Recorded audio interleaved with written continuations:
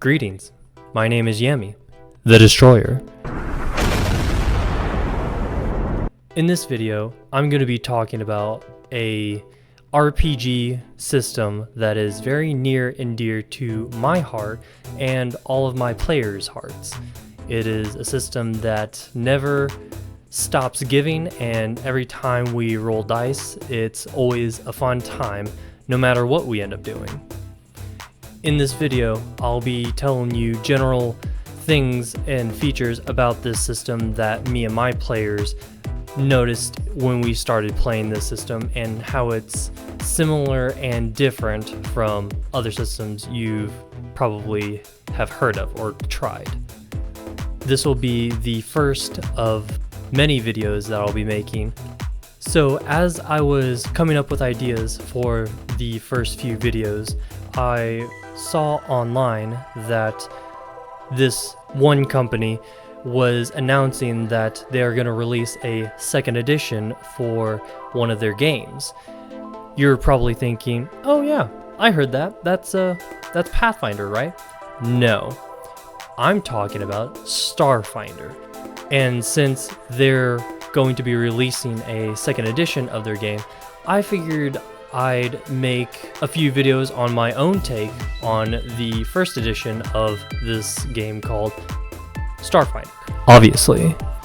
So if you're into anything science fiction, anything with weird technology magic, if you like robots, if you like cowboys, if you like spaceships, then this video is for you, and you'll hopefully get a lot out of it. In between me rambling on and ranting on whatever I so choose.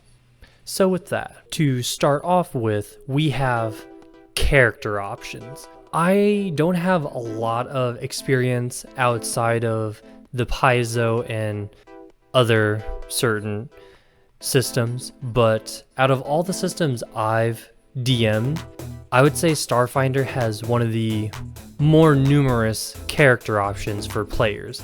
Yeah, for your fighter, you may have a couple fighting styles. Yeah, for the paladin, you may have, I don't know how much is in the player's handbook, like 2, 3, something like that. In Starfinder, every class has so many options, from first level abilities all the way to abilities you'll be getting at level 10 or 12. You're still given a large, considerable list to choose from. Mechanic. Point has been taken.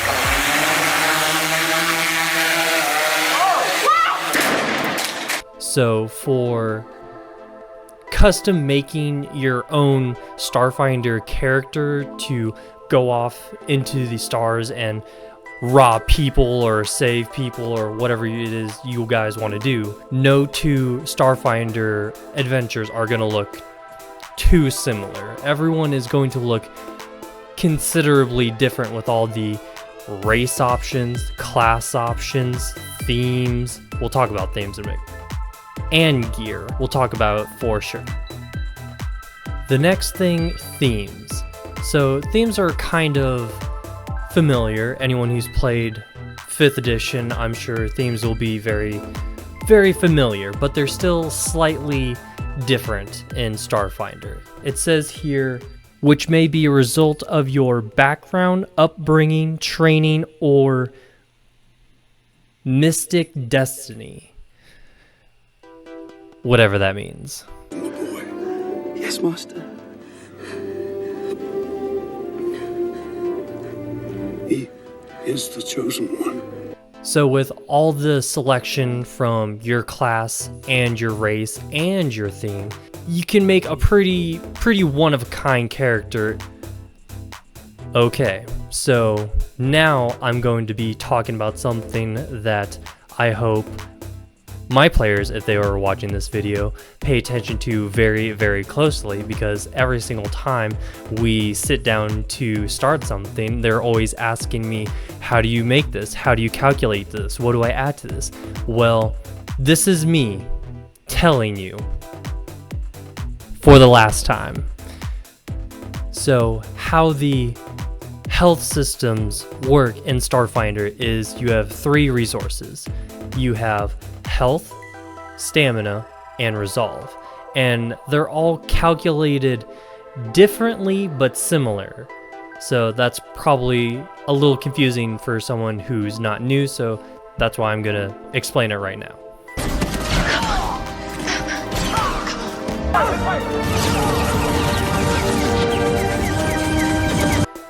Your health is calculated by your race for the first level and your class for every level.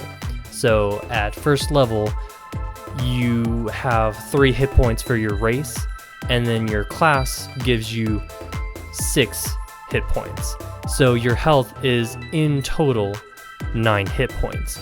And when you go to second level and every level after that, you only add 6 hit points to your health from your class. You only add your race in once. What do you mean by that? Stamina is only calculated by your class, and the calculation for that is your class bonus for stamina, whatever that is, plus your constitution modifier, and you add those up every level.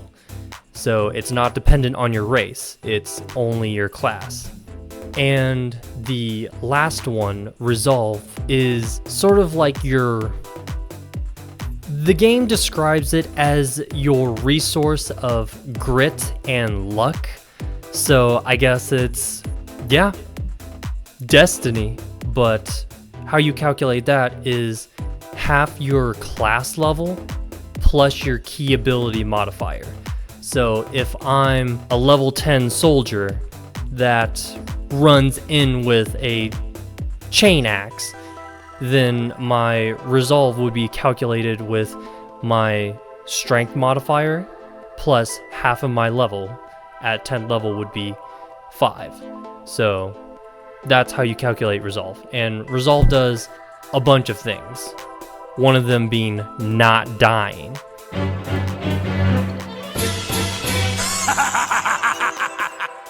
So anyone familiar with dice rolling RPGs knows that, well, probably doesn't know that, but it was originally a war game. So most of these systems will have something called AC. And in the first Pathfinder and in 5th edition, it's a single number and it changes and goes up and down depending on how dexterous you are and what you're wearing. In Starfinder, it's a bit different because they divide it up into physical damage, which is kinetic, like a rock hitting you or a bullet glancing off of you, and energy, which is a laser gun firing at you, or someone shooting electricity at you. That would be energy, and that would go against your energy AC as opposed to your kinetic AC. This next part is where a lot of my players' shenanigans somehow manifest themselves, and that would be combat. You would think that with only 3 different actions every round, you can't get up to much hijinks with just that action economy. But in Starfinder, you definitely can. But the different actions that players can take in combat are a standard, a movement, and a swift.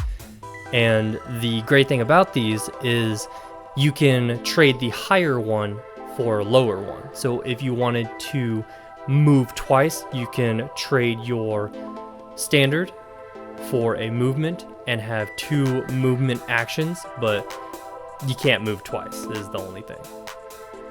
So anything that costs a movement, you can move and then do whatever that action is. Or if you wanted 2 swifts and a standard, you just trade down your movement for a swift action, your regular swift action, and your standard. Or at least that's how I run it. If you want to run it differently, go ahead. Something that's different in Starfinder is you only have 1 attack bonus. technically. The soldier's different. I believe the Solarian is kind of different also, but for the most part, you only have one attack bonus. And the higher it goes, the higher your attack bonus gets. But it's one of the big things me and my players noticed was a difference between Pathfinder or 5th edition. But the dice you roll, even at higher levels,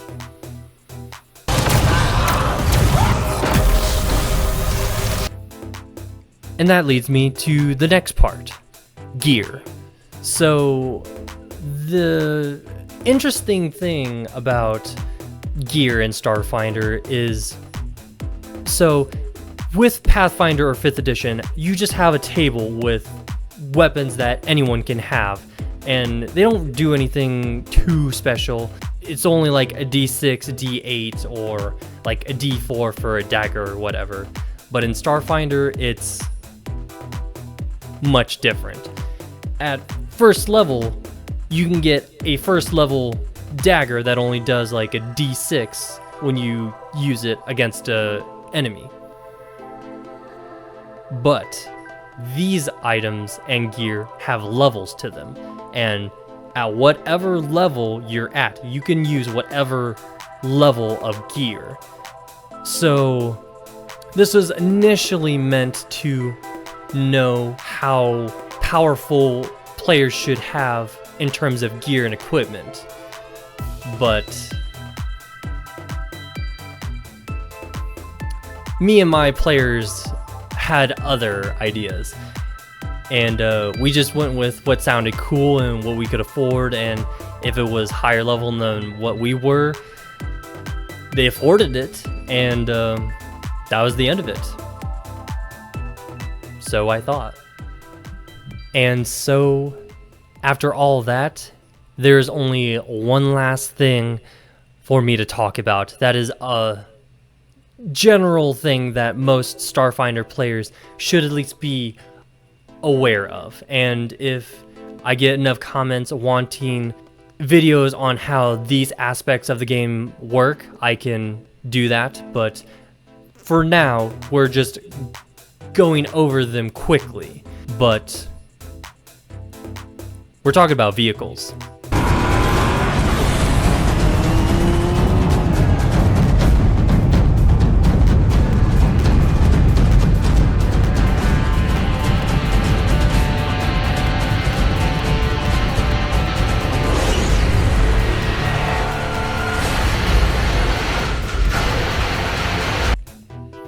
So I've never had a problem running my Pathfinder games, giving players carts or horses or really like transportation of that means for a while. Like if they wanted a ship, they can have a ship at this point. If they wanted a caravan of people to do something, they just have to give a good argument, and yeah, you can have a caravan if you want. And I thought that's how Starfinder worked also. No. Vehicles have item levels also. So there's a certain complexity with every vehicle the higher level it is, which means for whatever reason, its ramming damage is higher. And my players took an exception to this.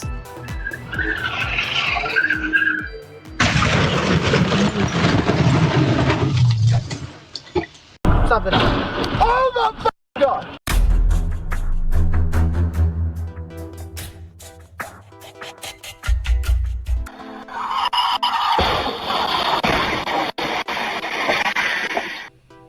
So, yes, any player can drive any vehicle, technically, but if you do what my players do, you'll want at least a decently high piloting check. The reason why I say this is because one of my players thought it'd be a good idea to steal a car in the middle of a car chase that the other party members were suffering from, and they were ahead of where they were coming from. So they stole a car, and they succeeded at breaking in and the computers to hack the electricities inside of it. And so they entered the car chase, and what soon followed was... Watch out, vehicle on shoulder ahead. So you're thinking that based on this? Holy! Not good. But with that, I guess it leads me to the only other thing that could possibly be mentioned in a Starfinder video, and that's starships. I could build a spaceship. So I love spaceships as much as the next guy. I love the Death Star. I thought that any TIE fighter or any Imperial ship was super cool looking, despite how bad it is. And spaceships. But there is a considerable section of Starfinder that is starship combat, and from experience running as many starship combats as my players will allow me, it's a good idea to have your players informed of how it works and not just surface level knowledge of it if you want to get really into the nitty-gritty of starship combat. But if you want to just have a very laid-back way of doing starship combat, that's what I've been using, and that's really been what my players are wanting, and that seems to be doing it for them. But if you want more in-depth starship combat, then I would highly recommend having at least a majority of players knowing how the rules of that work.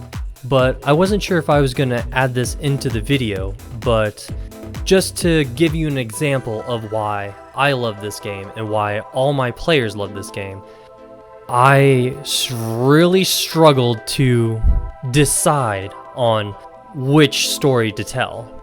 So in future videos, I'll tell more DM stories of what my players ever decide to do, and I guess I could give a short, very short rundown on the first game that I ran of Starfinder. It was nothing too unique, nothing too exciting. It was just a super basic, a company wants the players to go to some space station to find out why it has gone quiet, why nothing is being returned or any sort of communications whatsoever. So the players, naturally, are sent to find out what happened. Their ship takes a lot of damage. Cool. They make an emergency landing and find out that there is no activity on this manufacturing outpost, or I can't remember exactly what I had it, but something industrial of some sort. The players were looking around, they were finding destroyed machines, staff slaughtered, and everything. And they find out there's some big, strong, scary-looking lizard soldiers. Maybe they're friendly. They were not friendly. And so the players fought their way through them, searched through the facility, found out the main scientists still had a device that was the main and most valuable project the company was wanting to salvage primarily, and so that was the main objective. And so one of my players said, yeah, we'll get you out safely if you'll let us take that with you. They convinced the NPC. The NPC was not on the starship with the prototype. So you can imagine what happened. And as the players were making their escape, the captain of these lizard soldiers didn't want them to leave because they killed a lot of his soldiers. So he was doing everything he could to stop the players. One of my players thought, well, that's his ship right there. I'm gonna take it. I'm sorry? His ship. I'm going to take his ship. And so I just leaned back, knowing that wherever this is gonna go, it can't be good. And so I told this player, yes, it's not locked. So yeah, you get in. Excellent. I turned the starship on. Okay. Do you speak lizard? No. Okay, well, all the displays flick on, but you cannot read any of it. This did not deter my player whatsoever. So they found whatever joystick or controls they could get their hands on, and they started pressing everything. And so the starship starts moving everywhere and firing its main guns, and these are starship weapons. They're not meant to shoot humanoids or be discharged inside of a hangar. So that's happening, and this player, for the life of me, he asks me, is there anything else I can do in this? And I'm just wondering where he's going with this avenue of questions. So I told him, I mean, there's the flight controls and then there's the gunner controls, because this ship had a pilot and a gunner. And so he says, okay, I'm gonna hit the autopilot to hover, and then I want to hop in the gunner seat. I was like, okay, I guess you can do that. I don't see anything where you can't, so sure, yeah. And so I tell him, you have a display of options. And he's like, how many of them are there? And I wasn't giving this much heed. I was having to tell how the other players were getting off this starbase or whatever, because it was blowing up for whatever reason. And so I was mainly focusing on that. Sorry, Craig. But then he just said, how many options are there? There's 3. Excellent. Whatever the third option is, I select it, and I want to fire it at him. Okay, we're like 4 hours in. This captain's almost dead. How can I wrap up this one shot in a system I was not sure how it was gonna go? And so I went back to my inspiration. Where did I send them? Well, the inspiration was the location for the first Alien movie. It was like this big structure for mining or whatever in the middle of nowhere, and it blows up. So why not? And so I withheld details from his attack, because originally he was used to the machine laser gun or whatever, firing, just like shooting lasers all over and a lot of destruction. But when he fired this weapon, he just heard a chikung, and it's just this large object with a blinking light. And so that was enough nudge nudge for this player, Craig, to get the idea of, I should not be near that. So he promptly asks me, I would like to reverse out of here. It's like, yes, that's fine. Everyone else is leaving also. So they leave, and when they look back, there's a large explosion in the hangar area. And I don't know how exactly this player managed, but by the time the one shot was closing, the entire facility was rubble in space.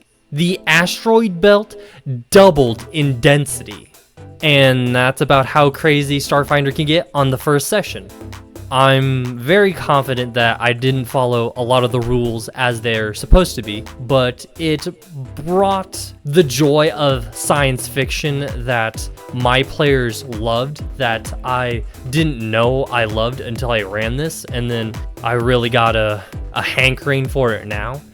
So yeah, if you have run a lot of games that take place in medieval Europe or whatever setting that you have, and it's not a science fantasy, I would reckon give this system a try at least. I can have about 2 handfuls of people's opinions that this game is worth every minute of gameplay. And with that, that's the end of this first video.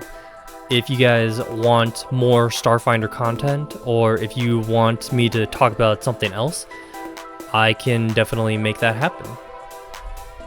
But don't forget to like, subscribe, hit the bell icon, the real subscribe, and I'll see you in the next video.